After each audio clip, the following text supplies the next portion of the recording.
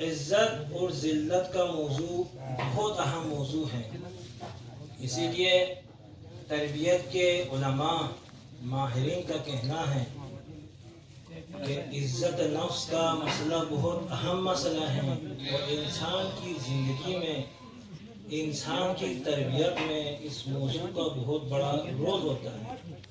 ہماری روایات کو دیکھیں، روایات میں اکرموا اولادکم، دیکھیں اپنی اولاد کی تکریم کرنا، اولاد کی عزت کرنا۔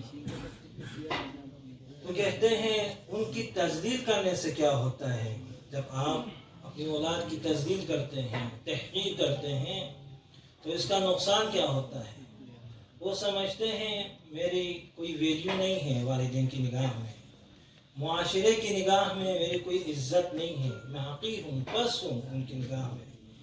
جب یہ سمجھتے اس بات کو وہ قبول کر لیتے ہیں تو گناہ کے لیے، پس امور کو انجام دینے کے لیے ذہنی طور پر انسان آمادہ ہو جاتے ہیں۔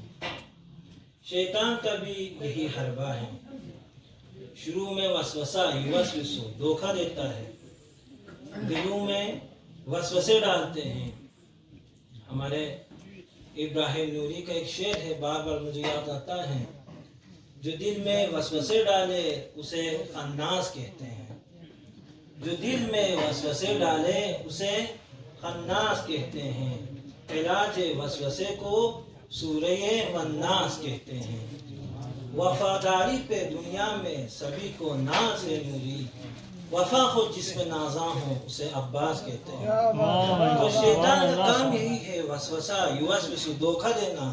جب دھوکے سے کئی مرتبہ گناہ کروایا، اس کے بعد اس کا کہنا ہے بھائی آپ برباد ہو گئے ہیں، پھسل گئے ہو، گر چکے ہو، اب لوگوں کے سامنے خوار و ذلیل ہو چکے ہو، واپس جانے کا کوئی راستہ نہیں ہے۔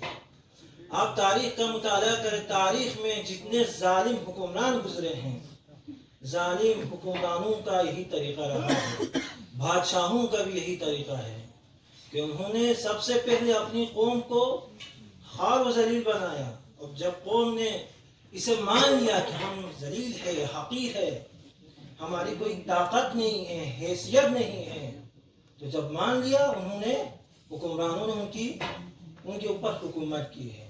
قرآن میں دیکھیں فاستخف قومہ، فرعون کے بارے میں، فاستخف قومہ، فرعون نے اپنی قوم کو کیا کیا؟ خفیف کر لیا۔ خفیف کو کیا مطلب؟ یعنی حقیر بنایا، قوم کو خوار و ذلیل بنایا۔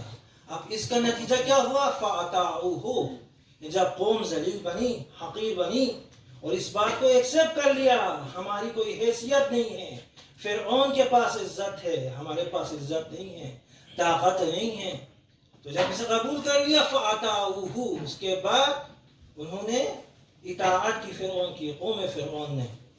اسی طرح قرآن میں ہے بعزت فرعون، ساحروں کا کہنا ہے فرعون کی عزت کی قسم، یعنی ان کی نگاہ میں فرعون کی عزت ہے، فرعون عزیز ہے، مستحکم ہے، اور خود سب کے سب کیا ہیں؟ حقیر ہے، اسی لیے اس کی حکومت کو، فرعون کی حکومت کو قبول کر لیا۔ صلوات پر محمد و آل محمد۔ اللهم صل على محمد۔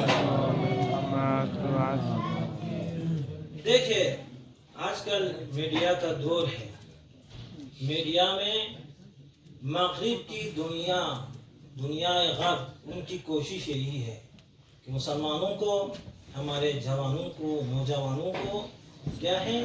ذہنی طور پر غلام بنائیں، اور یہ تلقین کرنے کی کوشش کر رہے ہیں کہ ہم طاقتور ہیں، عزت ہمارے پاس ہے، طاقت ہمارے پاس، ہم مقتدر ہے، عزیز ہے، مستحکم ہے، ترقی یافتہ ہیں، اگر آپ کو عزت چاہیے تو ہمارے در پر آنا ہوگا، ہمارا اتباع کرنا ہوگا، ہمارے غلامی میں آنا ہوگا۔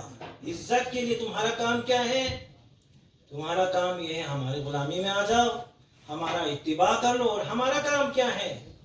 آپ کو اسلحہ دینا، آپ کو آپس میں لڑوانا، آپ کو فکر دینا، آئیڈیا دینا، برنامہ ریزی کرنا، پلاننگ کرنا، یہ ہمارا کام ہے۔ یعنی آپ کی حیثیت نہیں ہے کہ آپ پلاننگ کر سکیں، آپ کی کوئی حیثیت نہیں ہے کہ آپ برنامہ ریزی کر سکے. ہم لیڈ کریں گے. قیادت ہمارے ہاتھ میں ہے. تمام میدانوں میں، ثقافتی میدان میں، اجتماعی میدانوں میں، عسکری تمام میدانوں میں ذہنی طور پر مسلمانوں کو غلام اور حقیر بنایا جا رہا ہے.